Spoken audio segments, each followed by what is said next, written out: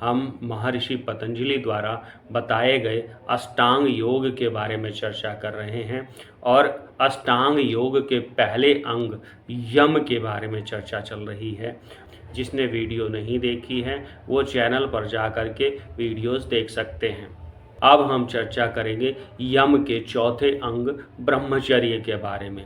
यह बहुत ही महत्वपूर्ण विषय है। अगर हम ब्रह्मचर्य का सही तरीके से प्रयोग करते हैं तो हम पाएंगे कि हमारी आध्यात्मिक उन्नति भी हो रही है, समाज में भी हमारी उन्नति हो रही है, निरंतर हम प्रोग्रेस करते जाएंगे। तो इसलिए इस विषय को समझना बहुत ज़रूरी है, सभी के लिए समझना बहुत बहुत ज़रूरी है।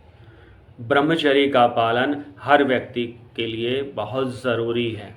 आध्यात्मिक विकास के लिए, समाज के विकास के लिए, हमारे स्वयं के विकास के लिए भी बहुत ज़रूरी है। आध्यात्मिक उन्नति के लिए, हमारे स्वयं के विकास के लिए और समाज में सही व्यवस्था बनाए रखने के लिए ब्रह्मचर्य का पालन करना बहुत बहुत ज़रूरी है। मानव शरीर में 5 ज्ञानेंद्रियाँ होती हैं। आँख, नाक, कान, जीवा यानी जीभ, त्वचा, ये 5 ज्ञानेंद्रियाँ होती हैं।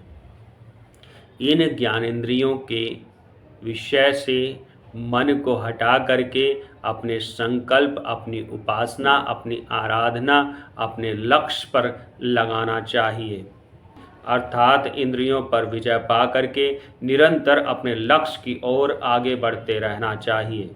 यही ब्रह्मचर्य है। केवल काम वासना से दूर रहना ही ब्रह्मचर्य नहीं है, यह तो ब्रह्मचर्य का एक छोटा सा भाग है। काम, क्रोध, लोभ, मोह और अन्य दुर्गुणों से दूर रहते हुए निरंतर अपने लक्ष्य की ओर आगे बढ़ते रहना चाहिए। एक साधक को काम वासना से दूर रहना चाहिए। इतिहास यदि हम देखें तो हम पाएंगे कि बहुत से बुद्धिजीवी और ज्ञानी लोग काम वासना में फंस गए और उनकी बुद्धि भ्रष्ट हो गई और वो अपने पतन को प्राप्त हुए। आज के समय में काम वासना के तत्व चारों तरफ बिखरे हुए हैं। एक अच्छे साधक को या एक अच्छे व्यक्ति को इनसे बचकर रहना चाहिए। काम वासना का भाव आने पर व्यक्ति उत्तेजित हो जाता है और उस उत्तेजना में वह बहुत सारे गलत कार्य कर जाता है जो उसके लिए हितकर नहीं है। अपने वीर्य का नाश कर बैठता है। आयुर्वेद में वीर्य का बहुत महत्व है। वीर्य सृजन करता है, ऊर्जा देता है, शक्ति देता है, ओज देता है, सामर्थ्य देता है, साधक को ओजस्वी बनाता है, ऊर्जावान बनाता है, ताकि साधक पूरी ऊर्जा के साथ बिना भटकाव के अपने लक्ष्य की तरफ निरंतर आगे बढ़ता रहे। इस वीर्य से शरीर में उत्साह बना रहता है।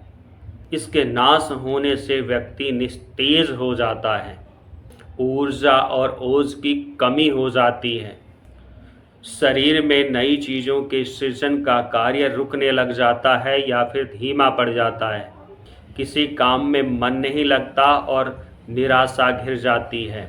इसलिए एक साधक को वीर्य की रक्षा करनी चाहिए, तभी वह वीर्यवान बनेगा, ऊर्जावान बनेगा, उत्साह से भरा रहेगा और ओजवान बनेगा।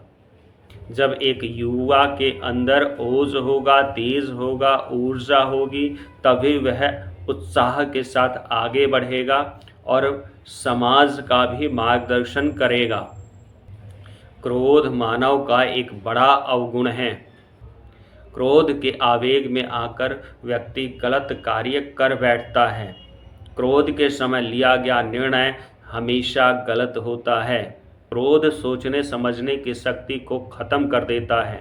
एक क्रोधी व्यक्ति अपने लक्ष्य को भूल जाता है और उसे बस याद रहता है कि सामने वाले को किस तरह से नीचा दिखाया जाए। क्रोध मानव को पतन की ओर लेकर के जाता है, अतः क्रोध से बचकर रहना चाहिए।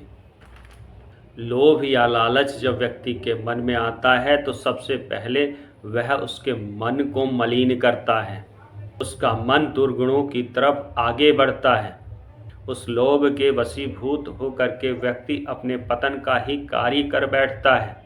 अतः एक अच्छे व्यक्ति को या एक अच्छे साधक को लोभ से कोसों दूर रहना चाहिए। मोह व्यक्ति की एक बहुत बड़ी कमजोरी होती है। थोड़ा बहुत लगाव होना संभव है, पर अति मोह होना बहुत खतरनाक है। मोह साधक के लिए बेड़ियां बन जाता है। आध्यात्म बताता है कि हर स्थान पर, हर वस्तु के अंदर परमात्मा का वास होता है और फिर यह शरीर तो नश्वर है, एक दिन मिट जाना है। जिसका जन्म हुआ है उसे एक दिन खत्म हो जाना है। आत्मा अजर है और अमर है। आत्मा अपना स्वरूप बदलकर धरती पर आती रहती है। तो अति मोह क्यों किया जाए? आदमी यह सोच बैठता है कि वह कार्य करता है, परंतु देखा जाए तो उसके बस में कुछ भी नहीं है। ना जन्म उसके बस में है, ना मरण उसके बस में है, परिस्थितियां भी उसके बस में नहीं हैं। तो फिर कर्ता भाव किस बात का, अहंकार किस बात का? एक योग्य साधक को कर्ता भाव छोड़ करके, अहंकार छोड़ करके निरंतर अपना कर्म करते रहना चाहिए और निरंतर आगे बढ़ते रहना चाहिए। कर्म का फल मिलता है या नहीं मिलता, उसको प्रभु को समर्पित करके निरंतर अपने लक्ष्य की ओर आगे बढ़ता रहना चाहिए। मानव के बस में बस उसका कर्म ही है। अतः कर्ता भाव छोड़ करके, अहंकार छोड़ करके अपने कर्म में निरंतर आगे बढ़ते रहना चाहिए।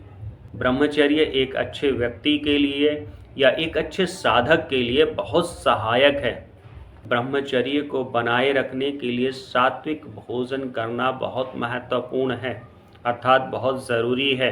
सात्विक भोजन साधक के मन को भ्रमित नहीं होने देता। तामसिक भोजन मन को भ्रमित करते हैं, उत्तेजना उत्पन्न करते हैं, क्रोध के भाव को मन में लाते हैं, अवगुण वाले भाव मन में लेकर के आते हैं। इसलिए एक अच्छे व्यक्ति को, एक अच्छे साधक को तामसिक भोजन छोड़ के सात्विक भोजन को ही अपनाना चाहिए। सात्विक भोजन ब्रह्मचर्य के पालन में बहुत सहायक है।